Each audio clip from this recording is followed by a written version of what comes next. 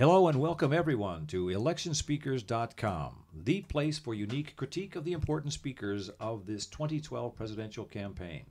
My name is Dr. Dennis Becker, and I'll be your host for these special podcasts, which are designed to give voters valuable information needed to make a confident decision on November the 6th. We'll be watching and listening to the candidates and others who are trying to win your vote. Their talking techniques and their tactics are our exclusive topic for this unique critique. And joining me today, as always, as she has for many years, is senior coaching partner Laurie Schloff. You Welcome. got it. You've known me for years. Yeah. You don't call me by my title, though.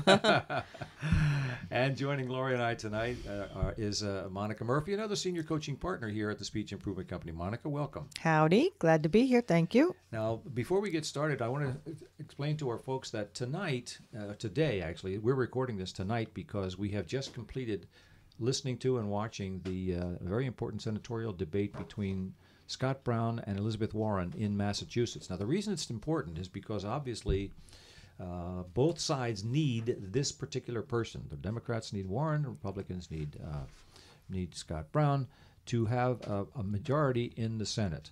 And of course, Scott Brown is the poster boy because he's the guy who took Ted Kennedy's seat away. So a great, popular senator from Massachusetts, and he's the incumbent. Challenging him is Elizabeth Warren, professor from Harvard, and the person who President Obama appointed to help clean up the Wall Street mess. So she's got some credentials as well. Very important race. And so we decided that we would cover it here tonight, even though it's not directly related to the presidential campaign. So we're talking about Elizabeth Warren and Scott Brown as a result of their first debate held in Boston tonight. And we'll also be covering them the next time they debate, which will be October the 1st. But let's get on to tonight. Laurie, would you give us a very quick rundown on the scorecard and the way we score these folks when we do critique and score them? Sure. The coaches use a scorecard which has 10 dimensions, and you're able to download the scorecard at ElectionSpeakers.com and score along with us.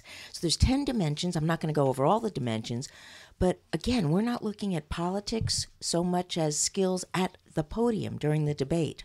So we're looking at things like eye contact. Where are the debaters looking at each other, at the camera? Are they doing it right? Speech clarity. Are you able to understand things that they say? Do they mumble? Do they have any kind of accent which might interfere? Their choice of language. Do they say the right things in the right way with the right tone? And importantly, connection with the audience. How will listeners feel listening to the debaters? So there are a variety of things, and there are 10 in all, and you can follow us precisely by getting your own copy of the debate scorecard at ElectionSpeakers.com and follow along with us. And so that's a brief rundown of what we'll be looking at tonight. Now, by the way, if you want a very complete and detailed rundown on how the scorecard works, look us up on ElectionSpeakers.com under Scorecard. We did a very special podcast explaining exactly how the scorecard works, what we mean by all of those words and sentences. So it's a kind of a teaching piece, and that's really why we're here. We want voters to learn things about the speaking techniques, the styles, the different techniques and tactics that these candidates are using on all of us, and we're here to help you understand all of those. And so that scorecard explanation can be found at ElectionSpeakers.com. Scorecard, that's where it is. So looking at tonight's debate between Warren and Brown, Monica, I'm going to come to you first. We're going to talk a little bit about, well, you choose which one, Warren or Brown, and we'll start with facial expression. Excellent. Well, Dennis, the score I gave for both of them, just to start us off from a formatting, is that I gave Scott Brown an overall score of 63. It was a lot higher until a few things happened during the debate, which I'd like to mention in just a moment. And I gave Elizabeth Warren a 75, and due to some things that changed during her talk as well. But as you're bringing up facial expression, one of the things, obviously, that we take a look at with facial expression is, are they appropriate to the moment itself, and are they recognizable? In other words, does the speaker hold them long enough to be effective, and do they match what is being delivered? And one of the things that was a hook for me tonight was I felt that much of the facial expression that Scott Brown used was very inconsistent with his message. In other words, I felt like there was a smirky smile that was there for much of the undertone in the answers, and it really distracted me from the message. Even a few times there was a little bit of a laugh, and it was a bit dismissive. I found it really affected my connection level with that speaker during the delivery. Conversely, on the other side, for Elizabeth Warren, I gave her a 7 out of 10 for facial expression. I felt like her facial expression was more relaxing, and it was easier for me to connect with. It wasn't crazy out of control over the top, but it also seemed to match the message and the intensity in the message. So that really affected me tonight. I don't know, Laurie, what did you think? One point about Elizabeth Warren, I think she could use better skills when listening to bad things about herself. And I'd like my colleagues to weigh in on this, because I found she sort of had like an open mouth. Mm-hmm. She looked wide-eyed. You could sometimes see like a gulp in her throat. It seems to me that the best way to look if somebody's saying bad things about yourself is sort of straight at them, maybe with a bit of intensity, or to be somewhat shaking your head no. Mm-hmm. Mm-hmm. It's interesting that those of you who are listening who were not able to see the debate as we were here, we watched, and it was on C-SPAN and a lot of places. But if you didn't see it, we're referencing some of the things that we saw in addition to what we heard. And this gulping that Laurie just referenced, it was interesting that Scott Brown had a moment that you did not see, where he actually turned. Remember this, Monica? He actually turned away and sort of grabbed his throat and kind of, or whatever he was doing, because it was whatever was bothering him too. I took that as a moment of nervousness for him, but self-adjusting. Yeah. Self-adjusting. I think they both were somewhat nervous, particularly at the beginning, and what we always say to our clients, and we're coaching a lot of clients who maybe they're not going to be on television, but they might be on a video cast or webcast, some sort of clip. Sure. And it is amazing how we notice every single little thing when our clients, and certainly these candidates, are projected on a small screen. I mean, you can't get away. Every single thing you do is being watched. I forget who it was once said about, it was happened on 60 Minutes. They said 60 Minutes. Camera is the eye that never blinks. Interesting, so and so true. You never get an opportunity to sort of clear your throat or scratch your head or whatever. It's always on, and these guys have to remember that. Even when you're listening, and that's what I think, what Laurie's mentioning too. When they were in listening mode, of course, viewers are looking at them to see how are they taking this message? How are they taking this verbal attack? How are they thinking about their rebuttal, yet staying engaged in the conversation? And we factor that into our opinion as a listener. Now, one of the things we always grade here is the theme that the speakers pursued. And so I want to talk a little bit about that, because there were 6 different topics that were discussed. The moderator gave 6 different topics, and they had an opportunity to question and answer and rebut. I thought they handled the debate very well. The format was very nice. But this theme, remember, is the one thing that you want your listeners, whether in a business presentation or certainly here in Candidates Night, what's the one thing you want them to go away remembering, thinking? Because there's so much stuff that comes out. What was the theme? Laurie, do you have a sense of what a theme might have been for, let's take Scott Brown first, and then Monica, I'll ask you to answer the same question. Laurie. Well, I guess one of the ways we can define theme, though this may not be exactly what you mean, is something that's repeated frequently. So I want to start there. Scott Brown did say, "Stop scaring women," at least 3 times. That's right. That's a curious phrase, because what it implies is that women may need protection from being scared. And I mean, would you say stop scaring men? And then another real theme, and maybe they both said something like this, but he was very clear and said, she's not telling you the truth.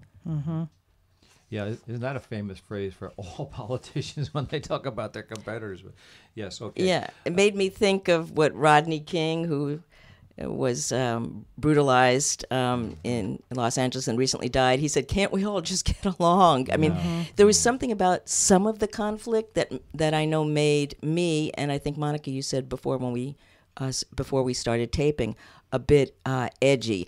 Then Elizabeth Warren's theme, that I think came out in several ways, was, I'm not a politician. I'm working for the middle class. She did repeat, I'm not a politician, at least a couple, if not more times. Monica, how do you do? What do you think about theme for either of these? I'll tell you, I think the way they conveyed their themes, to Laurie's point, is what really affected me. The tone of voice when relaying those themes. I felt like the theme was, when it got heated, I left the living room for the kitchen. I felt as though the way in which they were making their points, for me, felt a little bit uncomfortable. It didn't seem consistent. It didn't seem concise. And the language, I think, felt a little too aggressive. So what happened was I was a little more hooked, Dennis, by the voice tone and the words being used. And often listeners are like that. And when you said to me, what do you think the theme was? I actually couldn't pull together what an exact theme was. And I think it was related more towards the tone that escalates in the nature of a debate. But that's an important point. I mean, if you couldn't figure it out, you as a professional speech coach couldn't hear the theme, the thing that they wanted you to remember more than anything else, how is anybody else supposed to get it? So that, to me, is an important issue. And it moves to the point that you were talking about just in terms of a debating technique. And I think we've witnessed that firsthand tonight. To throw out as much information as you can, mention 8 things in your 90 seconds, and the speaker can only really respond to 4 things, and then you try to highlight those 4. And I think you said it was calling overloading the opponent with information. Yeah, it's an old strategy and an old debate technique. I mean, I've coached championship debate teams for many years and coached politicians, and it's one of the things that you do. It's a strategy.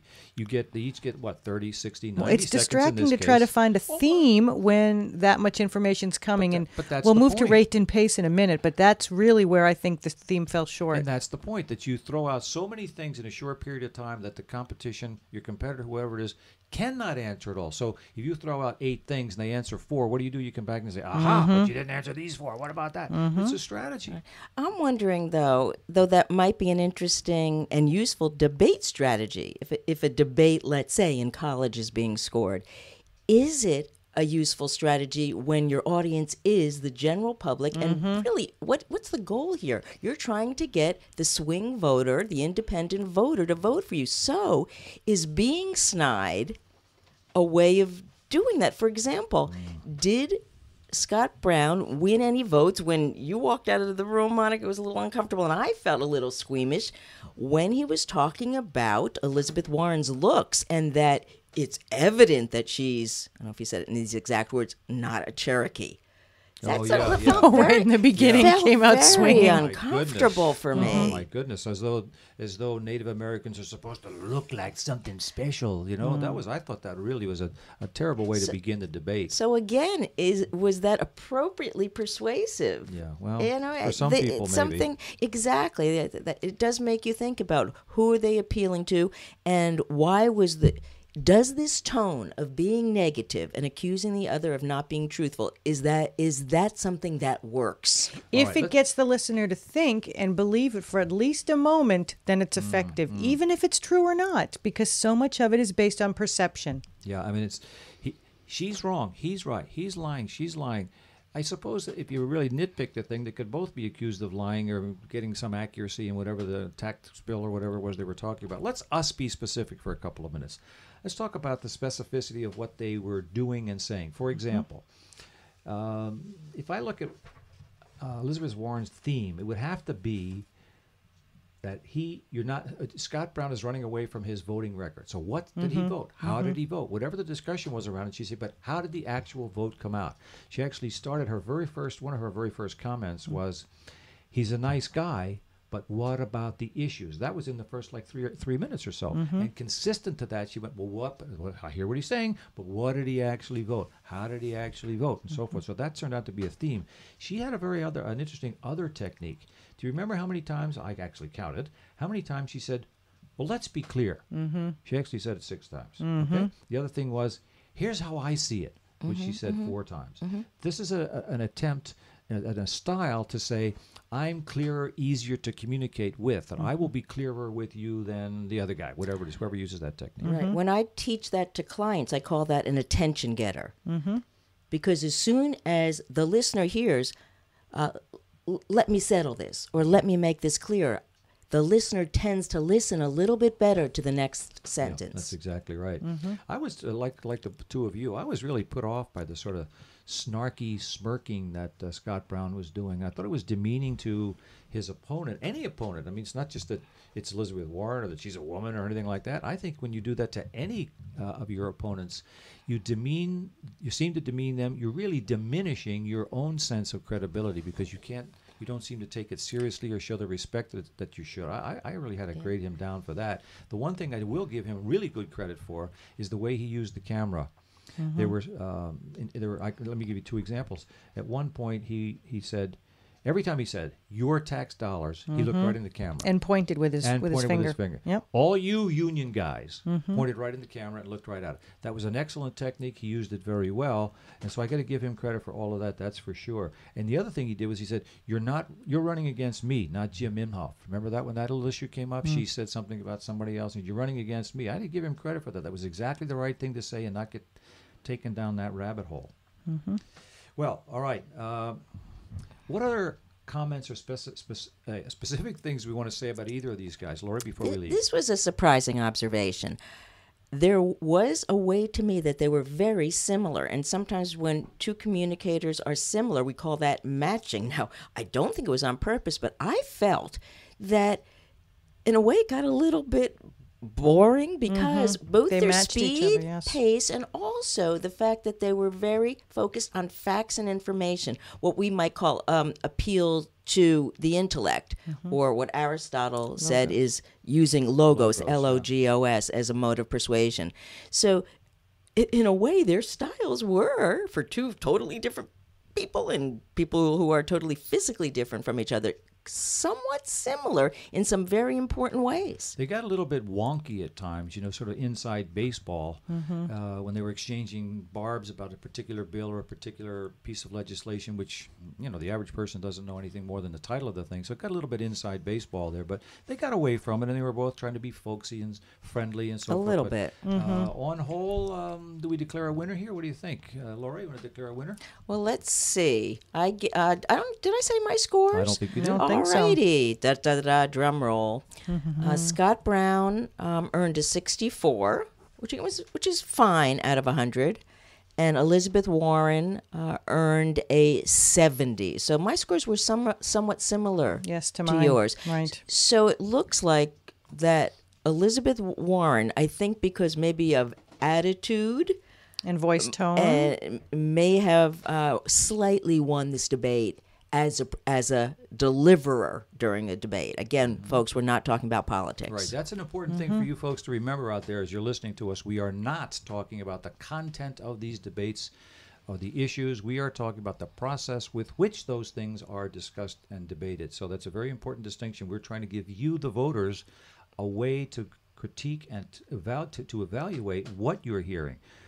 So that's what we're all about here at ElectionSpeakers.com, and I wish we had a lot more time to talk about it. We don't, but I do want to remind you that you can reach us, as many folks already have. If you're a Twitter fan, we are at Speech Improve, not Speech Improvement, at Speech Improve.